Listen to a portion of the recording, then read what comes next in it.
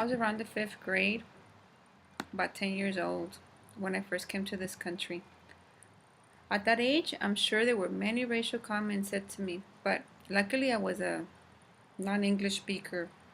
I was a new arrival, I wasn't able to understand any racial comments made by my school peers. That luck ended by the time I started middle school, and the racial and sometimes not so racial bullying began. I remember being the target of statements such as wetback, Mexican, beaner. I also remember being the center of a circle of middle school children, calling me names, pushing me, and wanting to fight me. By the time I started high school, I was so used to this that my mind and body knew how to respond, and I would respond by not moving or not saying anything back. These are the earliest encounters I recall about racism, but of course they're not the last. I would wonder why is it that the kids that had my same skin color and spoke my language made fun of me. Back in my native town in Mexico, being a brown Mexican was not a problem.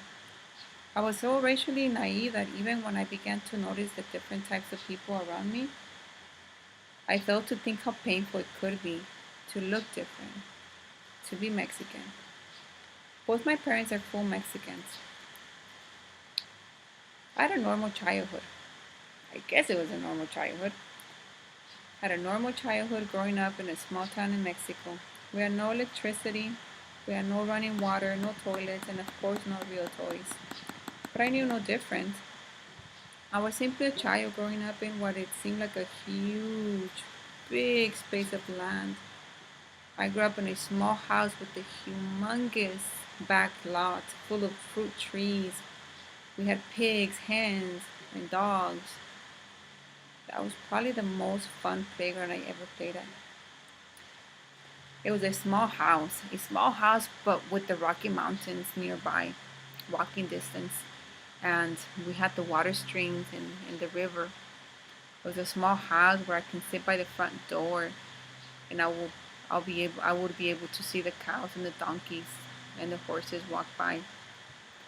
Then I came to a bigger space of land with lots of people, lots of different ethnicities that I learned to appreciate. My Mexican American parents came to this country in search for a better life, like many other immigrants. Then came Irma who found refuge to life struggles in work and education. Irma who, without really knowing where she was heading, when she was a pre-teenager, she began to learn to love the feeling of knowledge and discovery. I'm a Latina.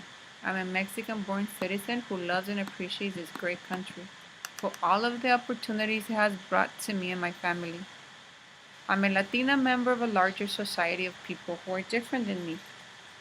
I'm a Latina, a Mexican mother of a Mexican American toddler and a Mexican American infant. An infant and a toddler who will have a different racial experience than me, because after all, that's what my parents were seeking. And they should. My kids should. They shouldn't have to struggle with race because they're Americans. But I don't know. I don't know. They have my skin color. They look like me. And because of that, I feel that I'm always going to be on guard, trying to keep them safe from negative racial encounters until they learn how to keep themselves safe. Because, or maybe it's going to be a never-ending cycle. I don't know.